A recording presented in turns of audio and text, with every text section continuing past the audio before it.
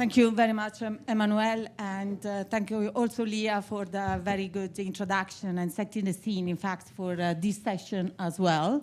And welcome to my panelists. So all of you know the three of them being introduced. So on my left, Mauro, the head of unit of Copernicus at the European Commission. And we have Rune, which is responsible for climate, sustainability, and science, Earth observation at ESA. And of course, Eduardo, which is responsible for the downstream space, all space downstream within USPA, if I'm correct. All of them have a very long experience in the sector, more than 20 years on average, even more, including myself, I'm afraid, at this stage, but nevertheless, happy to be here on stage with you. So let's get into the matter now. Following up of actually what Leah has introduced, I would like to come back to the audience that we have here. In fact, we have a lot of people, and our ERSC representatives, and I'm also a member of the boards of ERSC, by the way. So that would like to hear a bit about the future for the industry, in fact. So from a policy perspective, of course, we've seen there are many challenges that are coming up in the sector. What do you think would be actually important to set up in order to stimulate innovation and competitiveness for the Earth observation sector? And I would like to start from Mauro, and then we'll can pass and back to me the mic. Thank you. Thank you very much. Good morning, everyone. It's always a pleasure to be with you. I'm honored to be here. So if I'm not mistaken, it's the sixth edition of EXPANDEO, and we have a long-lasting cooperation with ERSC. So ERSC represent the whole value chain of Earth observation. So I think we really count very much on your opinion and your feedback in the development of our policies through your reports, your meetings, your events like this one. And so we really think that this is extremely important. So I think, by the way, 36 years of ERSC are even older than Copernicus. That is only 27 years, as we started in '98. But I think we are almost the same age. So coming to your question, so how, in particular, how to better support innovation and competitiveness? I think that all the activities of the Commission are very much looking at that in the current situation. Every time you hear speaking about Letta report, about Draghi report, Nisto report, so actually because market is extremely important, competitiveness is extremely important, and preparedness, as mentioned, due to the geopolitical situation. So actually these are really at the core of all European Commission activities, and clearly as well for space. In the Earth observation, so in the end, in order to be competitive, I think we have for sure to continue what we are doing. So we are quite good in many things we are doing. In Earth observation, I think that we are showing the way, showing the path, but we have also to improve. So in that respect, we have to continue what we are doing, but as well to push forward. So really to increase the ways and the evolution. And there are some activities indeed where we have to make some progress. I'm speaking about launchers and so on, because with that, we cannot be competitive at all. So there are some areas where some improvement is needed. We are, in order to better frame that, we are waiting for two documents that should hopefully appear soon, the EU Space Act on one side and the Strategy for Space Economy. So, I mean, I cannot say more about that, but indeed, I think these are looking at several aspects. So, for example, how to better defend European interest, how to protect our space assets, how to boost space industry. Because actually the idea is that European space economy has to be boosted as with an objective to become really, or to confirm and to become a space leader in Earth observation, but not only, so in different areas of space. There are indeed several aspects that have to be considered in that respect and where policy can help. So a single market for space, this could be extremely useful in order to also to provide clarity for businesses in Europe, how to cooperate, how to make progress in that respect. Accelerating research and innovation. We know that research and innovation are really at the basis, at the starting point of every market uptake, or every market activity, and to ensure the EU competitiveness. Then we need to push for the industrial readiness and technological non-dependence in particular for critical technologies. Sometimes we have dependency on some elements of the chain, of the industrial chain, and we have to ensure that we are more and more capable at European level to be independent on those areas. Then we have to support space commercialization, and here I'm looking more at small and medium enterprises, really to make their life easier in the sense that should be more competitive versus big companies, so that actually we have really a business playing field that is uniform and open to all the different companies. This has also to be seen in the frame of a global situation, so international cooperation is also important, but I think international cooperation in a way that has to be a pair situation, not dependent from that. So cooperate where we need, and at the same time, cooperate in order to penetrate international markets through actions like economic diplomacy or something that could help European businesses to penetrate non-European markets. And then in order to do that, we need people. We need skilled people, so really the basis, so people that are able to do the job, that know what we are doing, and that can demonstrate the excellence and support the excellence of European industry in the world. Thank you. Thank you very much. Brunel, would you like to... Yes, thank you. In my capacity as head of the Climate Action, Sustainability and Science at ESA, I am obviously deeply involved in the shaping of the program proposals that we at the European Space Agency are bringing forward.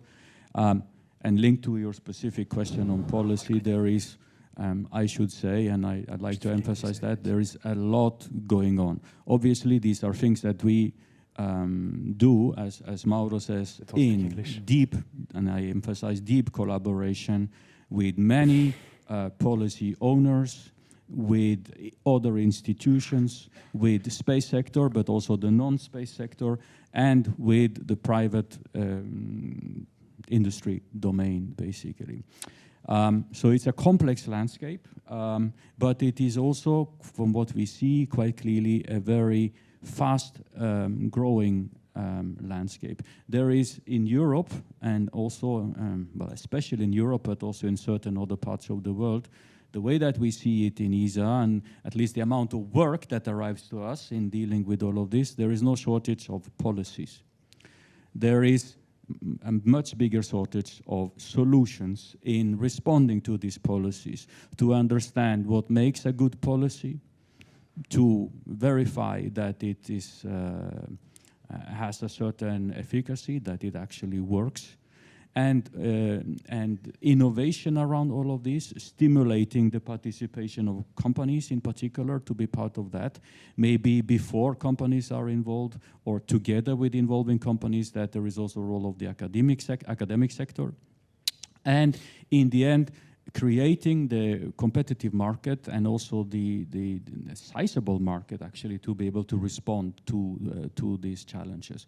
So what we are seeing, whether it is at international level through the United Nations organs, or in Europe through the EU, or at national level, we are seeing a very complex interconnected landscape of policies which all look for solutions, and the role of the European Space Agency in all of this is to try to support, with all the means that we have, an evolution of this ecosystem. So what I can say that in preparation for the ministerial, the council at ministerial level at ESA, which will take place in Bremen in November, this is a fundamental part of our Earth observation program, and it is a steeply growing part.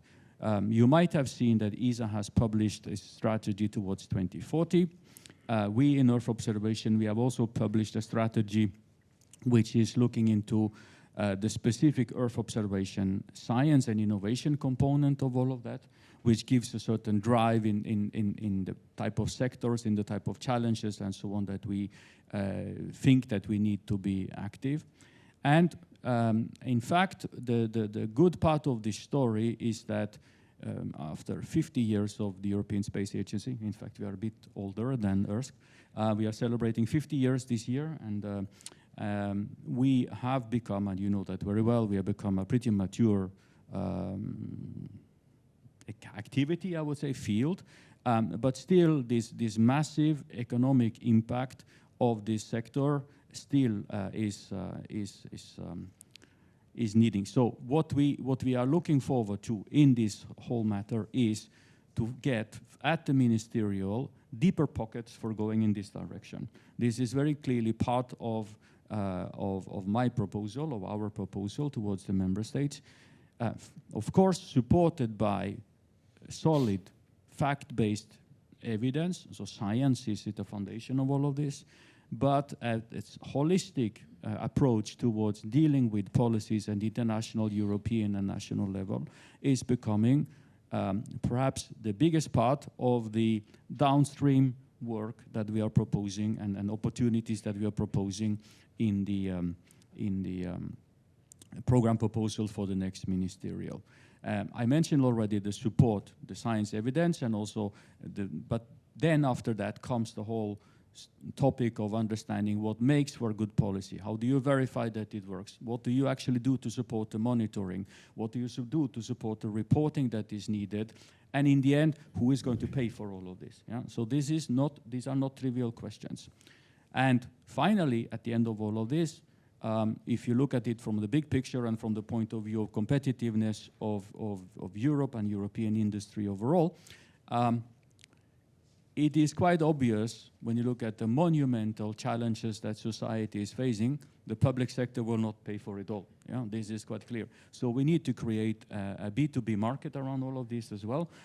So it means that we work not only with those who are holding the policies, but we also work with the companies that have an interest and will be obliged to actually comply with some of these policies to create solutions. It means we work with sectors that are pretty far away from the space industry, like the steel industry, for example. It's just mentioning one heavy industry.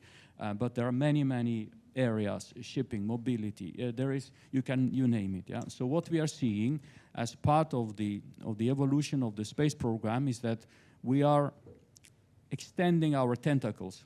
I wouldn't say like an octopus, but you get my meaning. We're going into sectors where space hasn't really gone so far, or trying to make sure that we create these kind of partnerships and this kind of new initiatives which would really stimulate this economy. And this is what I can promise here, that this is a fundamental part of the space program proposal at the next ministerial. Thank you. Thank you very much. And then it's a perfect link actually to Eduard. Maybe you want to elaborate on this, on the role also of ESPA. Very much. Yes. I mean, not much more left to say after the two interventions.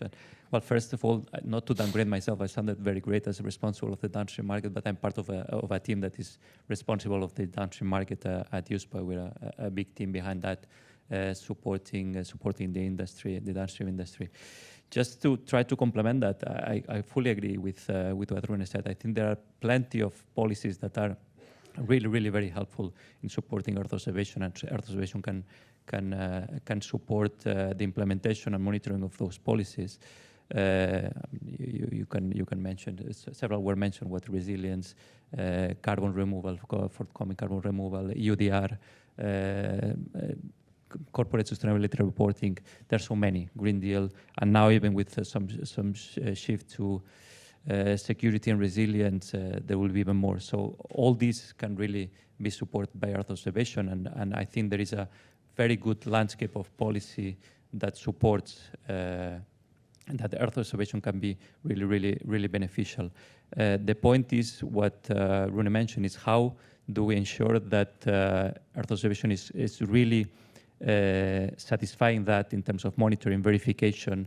How do you comply with those policies? The policies are setting kind of a framework, but then it's up to the industry on how to implement that in an effective way and complying with those policies. And this is where ESPA, we are trying to help understanding those policies, what are the implications on the downstream industry, on different sectors, and supporting service providers, EO service providers, in providing solutions towards addressing those policies as well. In all our conversations with end users, more and more we see these questions on okay, there are these policies in the reporting. How do we comply with that? and we're trying to help them understand these policies. We're trying to put them in contact with service providers in order to understand as well the value of the data and how can this be used for monitoring and reporting. But there is still a way ahead. Of course, there are some things that can be improved in terms of policy and particularly for Earth observation, like interoperability of the data, access of the data, which still it's quite diverse, and homogenizing that and making it a little bit more robust, I think it would help the industry. But overall, I think we're in a good situation in terms of policy. We just have to better understand the value and how to really make it efficient in the way that we're using Earth observation data. Indeed, so very good point. So the connection between the policies, the solutions, and the end users, therefore the ultimate non-space sectors and actors that actually will benefit from those. But I would like to come back a little bit on the medium-term planning, and we can come back to the MFF. Can you please tell us a little bit more what's going to be inside the MFF in relation to Earth observation? What are the opportunities ahead for our audience here? So, I will disappoint you because I will not tell you what is in, because I don't know it myself.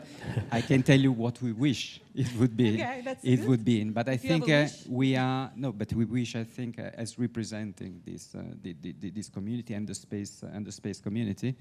So it's a key period at this moment. Just maybe to remind a little bit the process. Usually the MFF, as they are today, are kind of if you look at your internal countries, there is always a government proposal, and this has to be ratified by the parliament with many discussions and so on. We're exactly the same situation. So the European Commission, as a government, is proposing the next MFF. So it's meaning the budget that is from 2028 to 2035, and actually the legal and the objectives that go with that.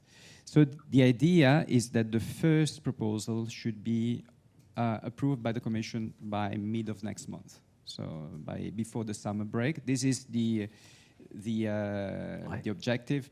Now, what will be the level of detail? This is still unknown. I think it's still discussed. Will be the numbers on the different lines be there? Again, not clear. The structure might be different from the past. So if you have been used to, and if you look back to other MFF with lines for every different activity that were very well defined, maybe this time it will be different, because we are speaking about competitiveness fund, where space, defense, research, and so on will all be together. So I think I really ask you, be ready to get what will happen in July, and from there I think we'll be able to have more further reflection on that. What is clear is that what we try to inject for us is that for space it's very important in general, but also in particular for Earth observation, to have a continuity of what we have. And continuity is not just being old-fashioned. Continuity is because, we have invested a lot in what we are doing, the production of data, production of information, and there are many companies that are really trusting on that. So stopping that would be a disaster, I think, for many companies that have invested and that made also business plan of what has been done in so far. So continuity. Second is to invest more in non-dependency and in competitiveness. So there are areas where there might be, we have to be more careful. And I mentioned before the launcher part, because indeed I think having some launcher capacity, we have all realized how much it is important. So we have to see how this can be improved in the future. And an element that is quite transversal is the synergies.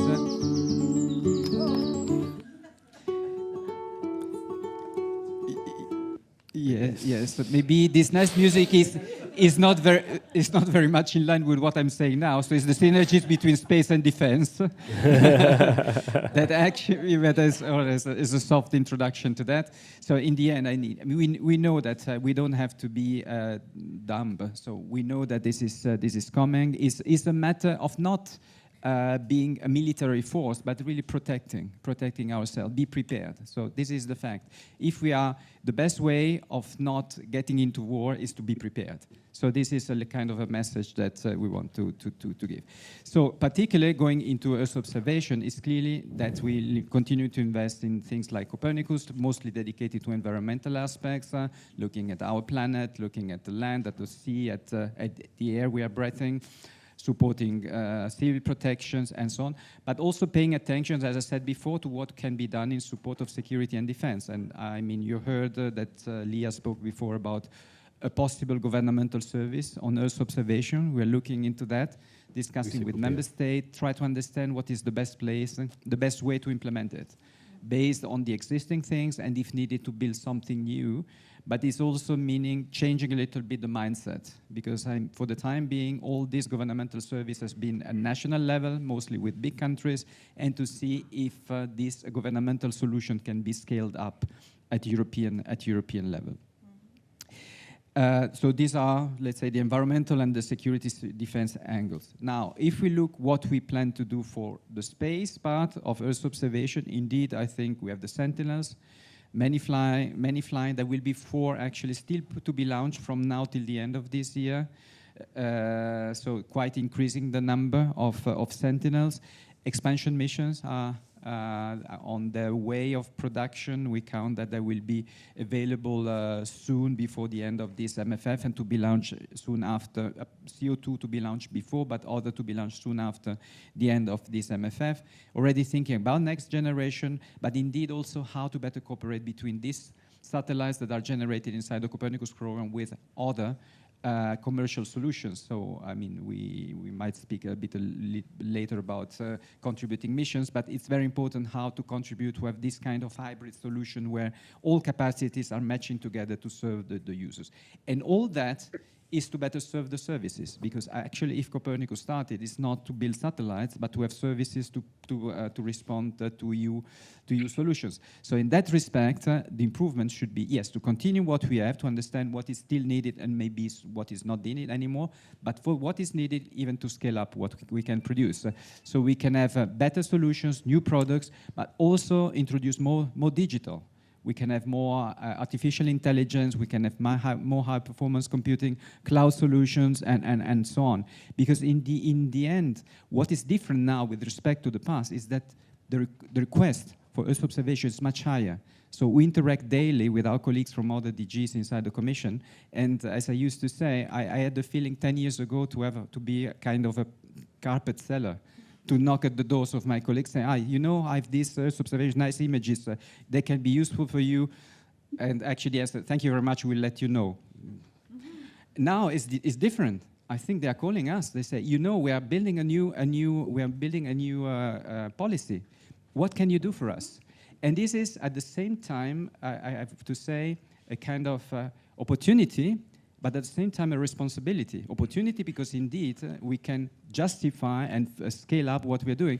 Responsibility, if it doesn't work, it's a problem. So this is the point. And so I think there are many opportunities for that, and we have to work all together for that. Thank you.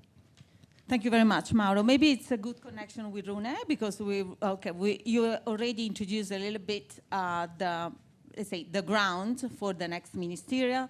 Can you please elaborate more on the priorities, and how are these actually coinciding with next MFF priorities as well? Absolutely. So I don't have the luxury to be able to hide behind not knowing what the content of our program proposal will be, because we have written it and some of you have seen it, and we have been working on it for 2 years, actually, more or less the day after the previous ministerial in Paris in November 22. Well, after a little celebration, we went home and we started to think about the next one. So obviously, there is a lot of collaboration going on with our partners in the Commission. Also, the Commission has total visibility on everything that we propose in the capacity of Mauro, but not only, of colleagues. And we have an extensive, I would say, sharing of this information.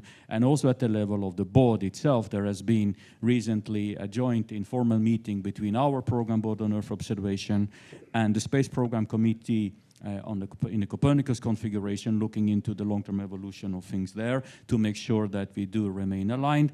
And similarly with EUSPA, we have annual meetings and discussions where we really align on the priorities, in particular linked to the market and to the user uptake, basically. So I would say that the collaboration process and the interaction is in place, and we are taking due account and diligent account, I would say, of the opportunities and the constraints that come from the programmatics and from the processes that need to be followed in all these areas.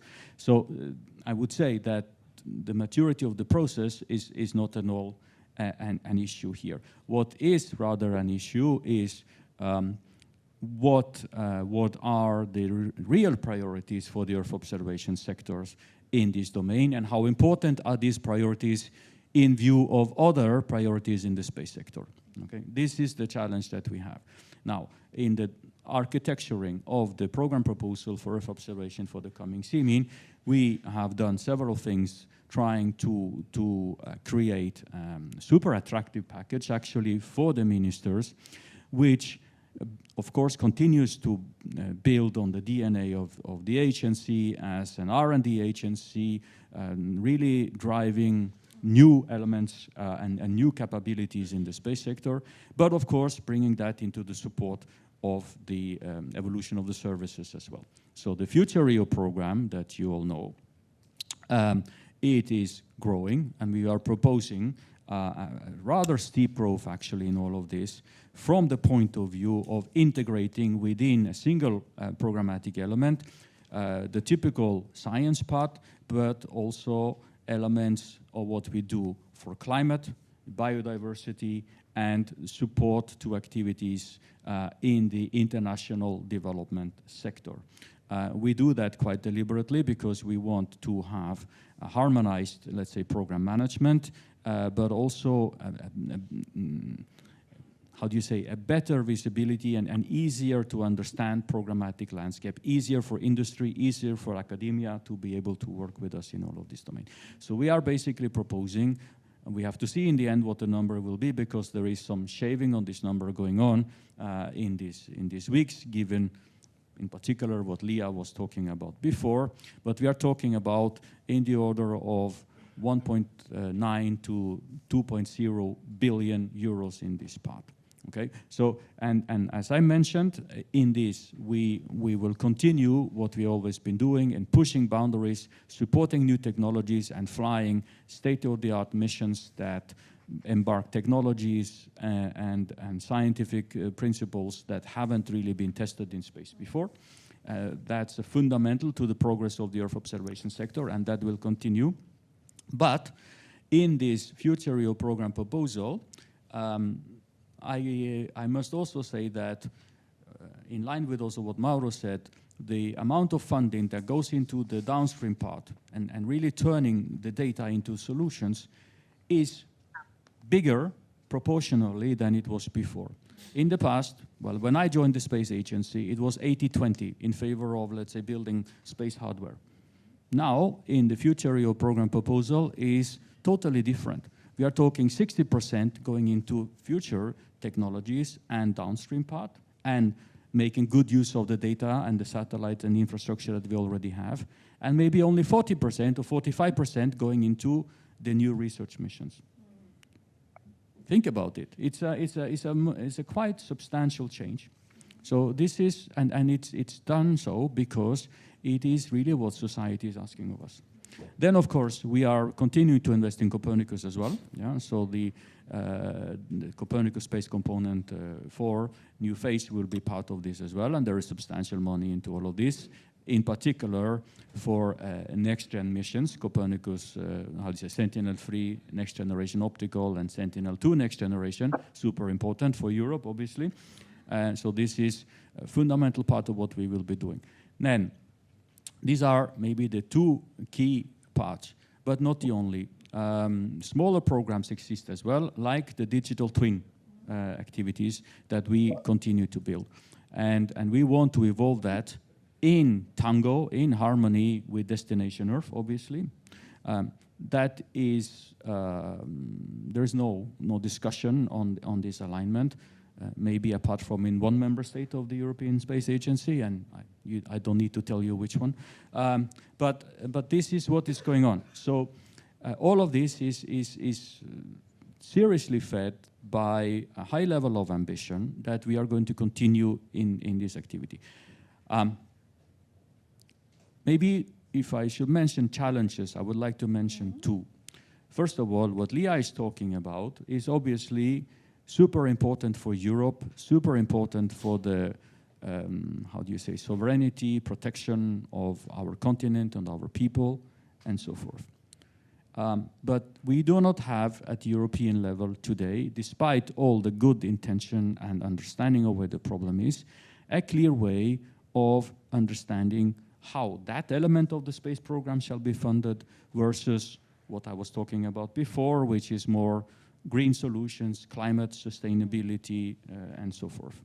So we have to make sure that these two matters in a situation where also other space sectors need money, for example, launchers, space transportation, but also what has been mentioned in terms of the cislunar economy. We all have our ideas of the priorities of which economy is the most important. I have mine, maybe it's not that one, but the point here is really that there are more contenders for the funding sources, and we need to be honest about this, and we need to make sure that we take the right decision. And what I would like to avoid is that we get within the Earth observation communities and within the Earth observation programmatic landscape, we end up in a competition between the EO governmental service and what we do on ESA side, which is called ERS. We have an initiative which would allow us to start ahead of the next MFF, being proposed by our Director General in order to support precursor development and early developments linked to this Earth observation governmental service in Europe.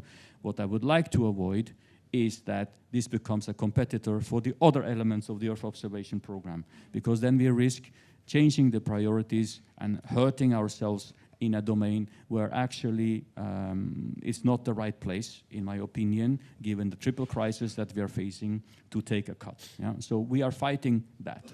Okay, that's to be perfectly honest about that. And the last thing I'd like to mention is that geopolitically speaking, and in particular linked to the situation in the United States, I will not comment on the president's budget for NASA, but I can say that what is really being proposed there is changing the landscape of collaboration in space, okay, between us and our long-standing partners across the Atlantic. There are paradigm shifts here that do have an impact, not only in terms of future missions that will not be built, perhaps, but also in terms of the infrastructure that we have and the way that we govern, let's say, and work together in managing climate, sustainability, biodiversity, and all the other activities that we are all deeply embedded in. So there will be a need for a response from Europe to make sure that we preserve systems, data systems, intellectual property, and so on, in order to deal with all of that.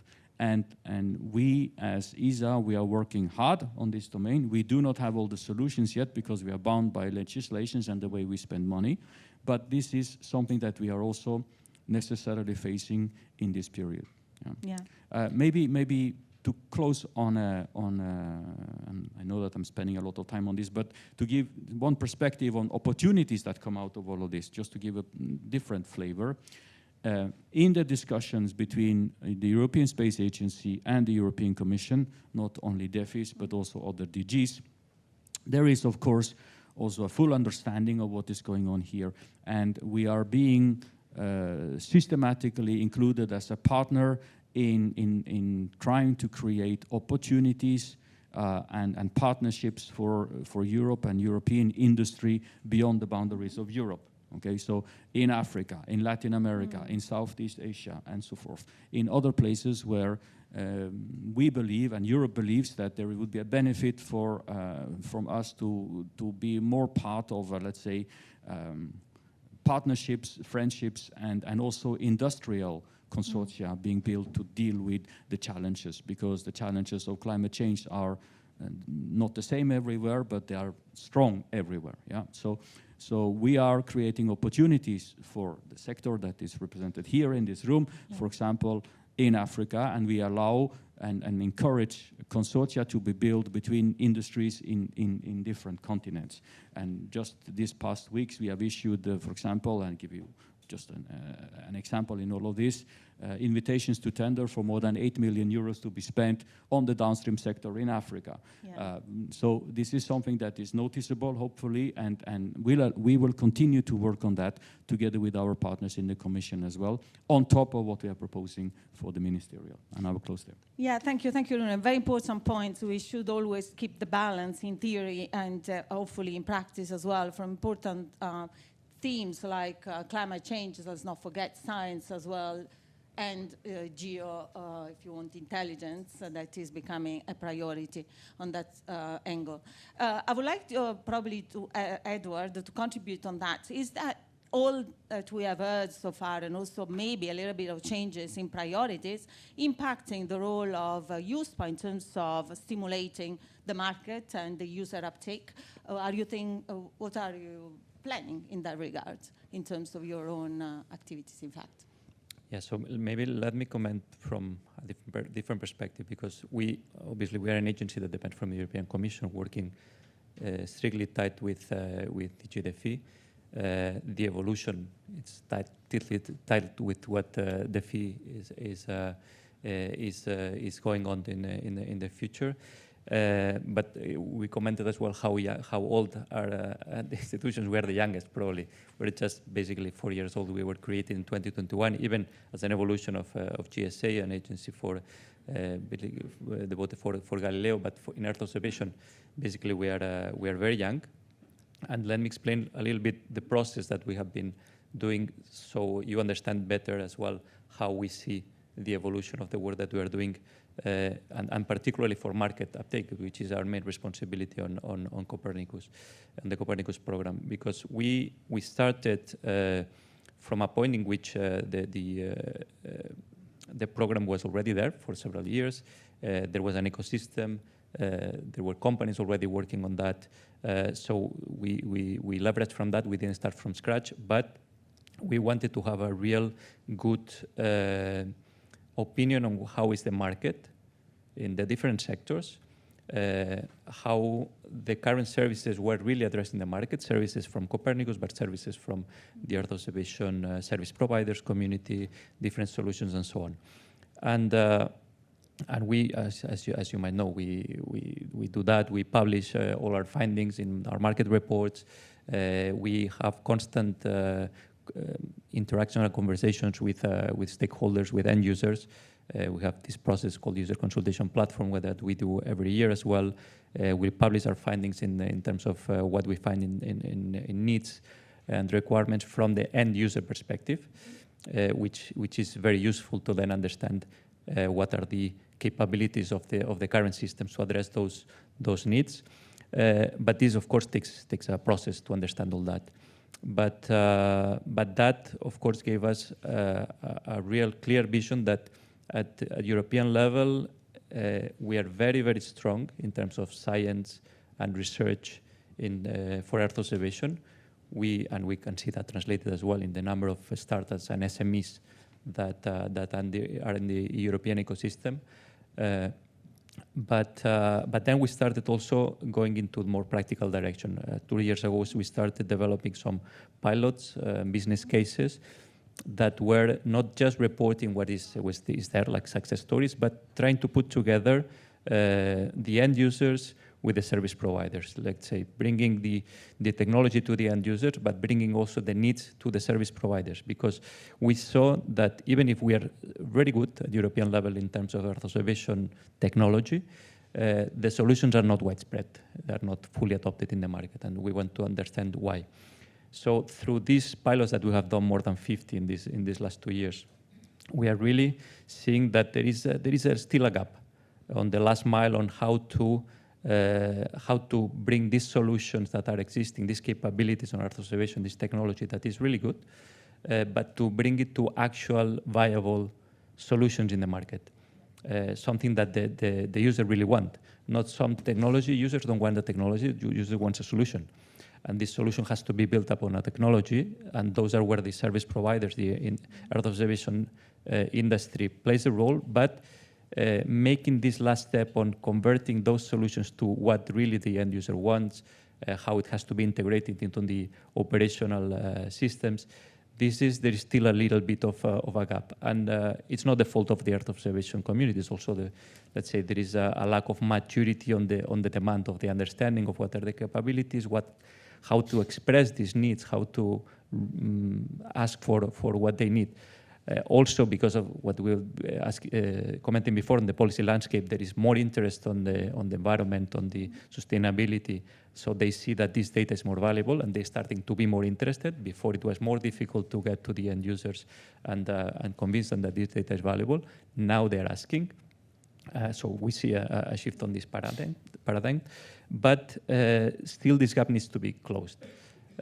Because on this type of solutions, there is the private sector that can offer something to an end user, but it goes to an end user, the end user express their needs, and they can build a solution. This is perfectly fine, and this is, I think, what has been happening till now.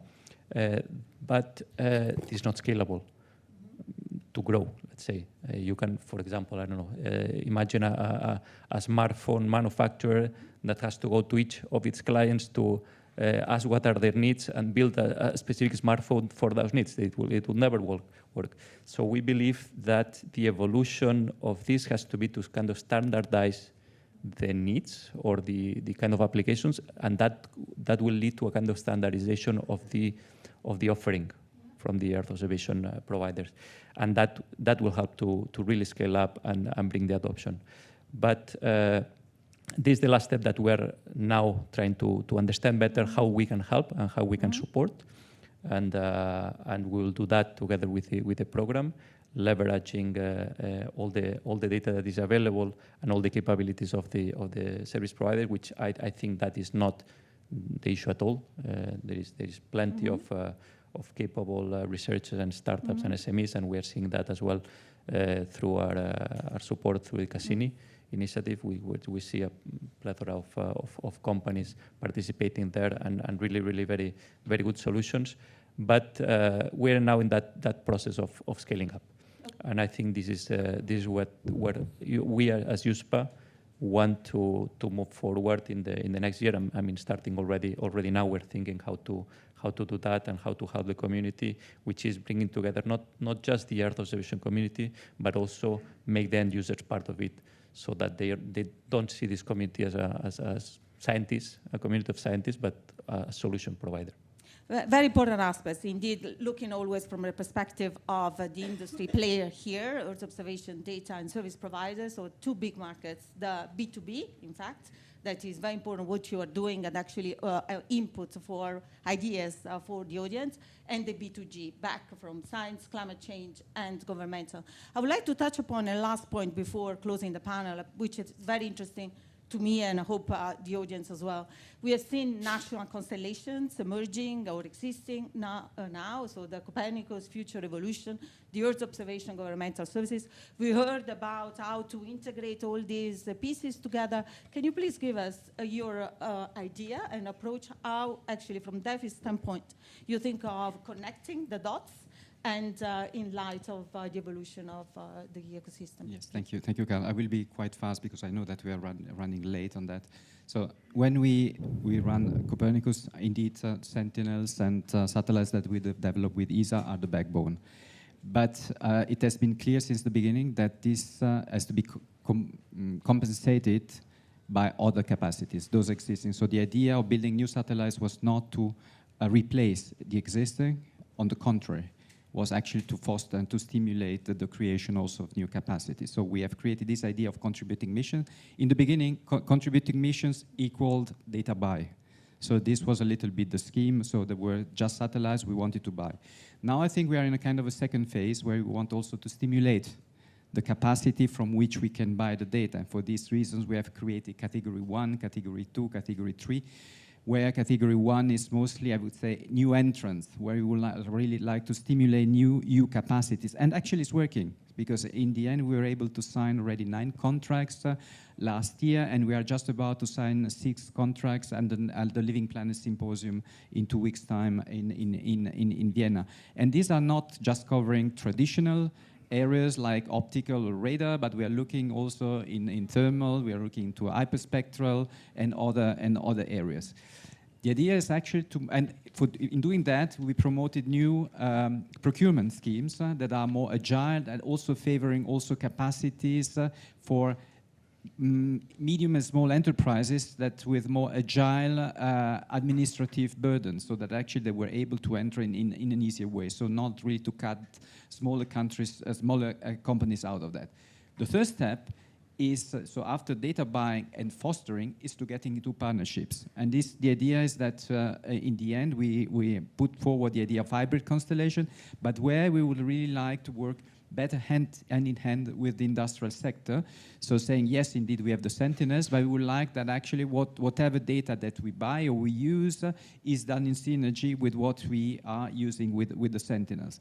And this is not just, this is indeed with companies, but we're also starting to look at member states. They have their own capacities, and we will also see how it's better, would it be possible to partner with national capacities. Some of them that are just under development through the Resilient Fund that have been given to different countries, and to see how this can be included in what we are doing and also perpetuated for the future, because RFF is ending, there is a deadline for that, but also to see, can we come into that, can we give sustainability to this capacity? So our intention is not just to see what is there out of the shelf and then we take it, no, it's really to try to work hand in hand and to try to work together in this direction. Okay, thank you very much. Runa, you want to contribute on that? I also would like to hear a little bit about what you said before in terms of developing new technologies, precursors that eventually one day will contribute to the system. If you can spend some minutes on that. And then, and then maybe we can ask the audience to ask some questions and we close the panel. Thank you. Okay. So I think I can also be rather brief on this one because I already talked about the foundational elements of what we do. But there are 2 things that I didn't talk about. The first is what we do for the, let's say, digital innovation sector, which is also a fundamental part of creating solutions here. And what I want to reassure all of you that, you know, on top of working on the scientific foundations and on the solutions for addressing the policies, we will continue to invest in opportunities for the downstream sector in innovation in the digital domain. And that means that we will offer opportunities that are different from, or at least evolving from and looking into new possibilities in this domain that are let's say, the digital solutions of the future. So beyond what is being provided today as part of the services, but really addressing these needs that we have for policies, for the various domains, and for the sector in which we are operating. So this will continue. The other part that I would like to mention is that in terms of investments in industrial innovation, we have a specific program for that, which I didn't talk about before, which is called InCubed. Exactly. InCubed is an interesting program for various reasons, and we are proposing a fundamental evolution of this program. The current InCubed program is basically, of course, it's co-funded, you know that, but it is also a program in which member states have a direct say in the type of activities that are being funded. We work with letters of support.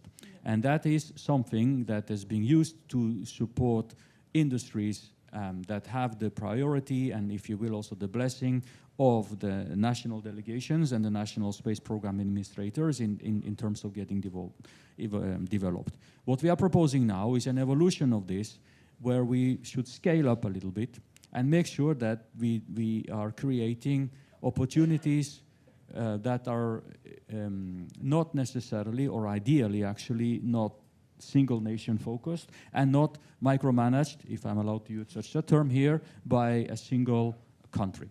Okay? So we want to propose partnership projects in which European industry, which is emerging in this market, have an opportunity to work and scale up the commercial opportunities that you have in support of the future domain that we talked about before. Okay. Now, I can tell you that this is not a straightforward discussion, yeah? And I can imagine that you understand also why. But we are fighting very hard to create this opportunity for the sector, supporting industrial innovation in this domain. And I see the other questions are popping up, so probably I better stop here. Thank you very much. Maybe we can pick a couple of questions from the audience here on Slido. I will go in order of sequence here, the first come, first serve. So what EEC and ESA could do to protect European Union companies with heavy public investment from being easily acquired by foreign investors. We discussed in another audience a couple of days ago about the importance of private capital markets, and I suppose we are still a bit behind here in the EU compared to US. But who would like to contribute? Maybe Edward or I mean, it would be hard for me to answer to that as well, to be honest. But I can say, yeah, you want to say something about what you're doing to stimulate the public and the private sector? So first of all, I will reply in two terms of this one. I think clearly it's quite a difficult question. It's not just a matter of budget, it's also a matter of penetration of the markets. So how other markets are transparent to what we do, how we are transparent to other markets, how aggressive are other markets to what we do. Indeed, one way by which we would like to protect the role of European companies in Europe is to say to give a privilege to them. But not because we want to increase competitiveness, but as said, because we are also entering more and more security and defense aspects. So we want really to base ourselves on European companies. Indeed, having more budget to buy the data, to increase that is the idea. There is a limit to that. I mean, unfortunately, the budget is not infinite to that. And so this is one point. Another way, it will be the Space Act. So there will be rules by which, indeed, there will be some way to protect companies, European companies in Europe, and actually rules that actually even non-European companies will have to respect if they want to penetrate the European market. It has to be the right balance between ruling and giving freedom to do things. So we have to be careful in the way this is structured. So this is it. And the second part of the question, indeed, we are not happy when we see European companies leaving Europe. But I mean, the risk is that if this is the case, there will not remain priority companies to invest and to participate in European programs. So this is the risk, but it's a choice. I mean, I'm not criticizing that. I fully understand if this is happening, but I mean, this is what can happen. If I may add another angle on this is also what Europe is doing in terms of supporting the scale-up of companies, because when they are acquired from foreign investors, it's sometimes because they don't find the right funds here in order to scale up. So there is quite an activity now going on with European Investment Bank, European investment funds, to really try to see how to fill this gap. But it's a very important question. Maybe I can take the last question before Emmanuel kills me. And this one is about, I think it was one in relation to certifying data. So they say issue with European, with the Earth observation private market is that there isn't a regulation to certify data. Are you addressing this problem? Is there something touched within the future policies? Maybe I can comment briefly, because I wouldn't say it's the issue. It's one of the issues, and we have identified that in our conversations with stakeholders, mostly with insurance companies, with companies that have to do reporting, how to use that data and verify that that data is trustworthy. And how can I use it in a certified way so that everybody believes and trusts that that data, that I don't need to do anything else. And that is something that we're aware of and that we want to work in the future. Still, we don't have a solution. Of course, we are seeing how data can be traceable. So you know who is the provider of the data, in what conditions, how that data has been acquired. But then the context on how this data is applicable, it depends, it's sector specific. So this certification there has to be some authority that can certify that this is compliant with the purpose that is being used for. So it's a relevant topic. It's still probably not solved. Yeah. Like, for example, on green and etc. So thank you very much for my panelists, and I would like to give the floor back to Emmanuel for the next session. Thank you all for attending this. Thank you.